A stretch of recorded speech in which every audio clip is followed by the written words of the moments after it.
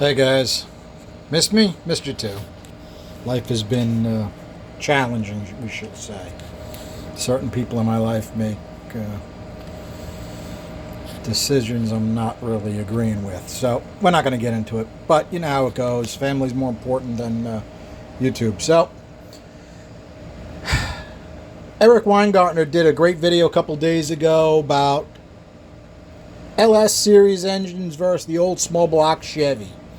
You have to watch it. Great stuff. He did a great job. At the very end of it, he asked if somebody had LS3 manifolds. Now, this is an LS1 Holley that's split. Okay? It's designed to be ported. Overall, it had a very good design stock, but it's able to be improved on. Okay? Now, this is my LS1 that I did up for a customer. He was hoping to CNC these, but he hasn't gotten there yet, so I still have them. But I talked to Eric, and he's like, I don't want to do the LS1, but I'll do the LS3.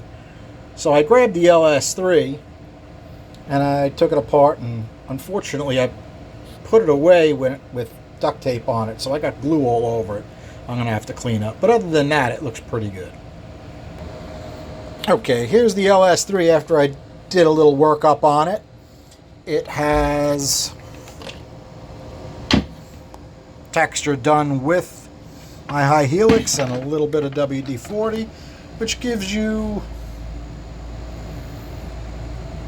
a decent texture, but it's relatively smooth to the touch. Okay, now Eric said a couple things that were pretty cool to me. I mean, he's like, I'll test it, but I think it's already hit a wall. Now, I don't know exactly what manifolds he's tested it with, but it would be interesting if he bolts this on and he gets a boost.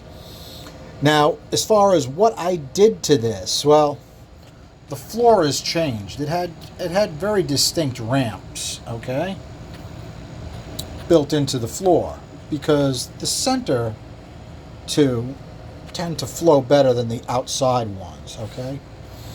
Let's flip this over and take a look at the roof. Okay, the transitions to the roof are different than they were from Holley. Now, I really like the original Holley design quite a bit, but that doesn't mean I'm not going to change it according to what I see on the bench. Now, I thought I did videos on these manifolds and developed them, but I looked through, the 520 videos I have, and I couldn't find it. So I don't know if it got erased or I never did it. But in any case, what I wind up doing is I bolt it upside down to the bench. It'll be assembled. It wouldn't be halved like this. And then I blow air through each individual runner, and I try to get them as close as I can. Now, there's a couple different ways you can get them even, okay? How it feeds from the top, okay? You can change that quite a bit.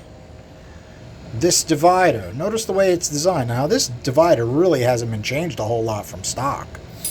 It is completely sharp and has a nice radius on this edge. And that works because the centers flow better than the outsides. So you want more of a radius here to help the air go down towards the outsides. You can change this a little bit side to side if you're trying to balance these two centers. You can change how much area you have in the port, right? You can change the ceiling height, things like that. What I like to do is I like to get it taken care of with these radiuses more than anything else. These radiuses in the ceiling, get them as close as I can get them and send it. Okay, you can still see a little bit of glue on it from where I forgot and left the tape on it. You can still see a couple drips of water where I hose these out. But overall, this looks pretty good. I did change the texture from what it was. Remember, I had originally done these for a CNC project, so I would use a different texture if I think it's going to be digitized by a CNC. Does it really make that much of a difference with a CNC? No, but I do what I do because I like it that way. Now the basic design is the same as the LS1, but the ports are bigger on the LS3. Okay, I think I'll probably flip that LS3 and give you a quick look at that, but that has the old texture in it still. See if you can see the difference. Okay, I really wasn't happy with the way they did the LS1 design. They had a very steep notch here, okay? And I didn't like the way that was. What happened is the air would be coming out of here relatively fast and the airspeed would really dump. So I took off as much as I could in this area to try to equalize that speed a little bit and feed the top of the port a little better. Will it work as far as horsepower? Find out when it gets CNC'd and gets on the dyno. I do appreciate Eric doing some dyno work on the LS3. I think that's very cool of him. I should note that you should definitely follow Eric. He does some really, really good work. And I hear he's doing a manifold for DV, which is kind of cool. We probably should mention how these are fitted together. It has a rubber gasket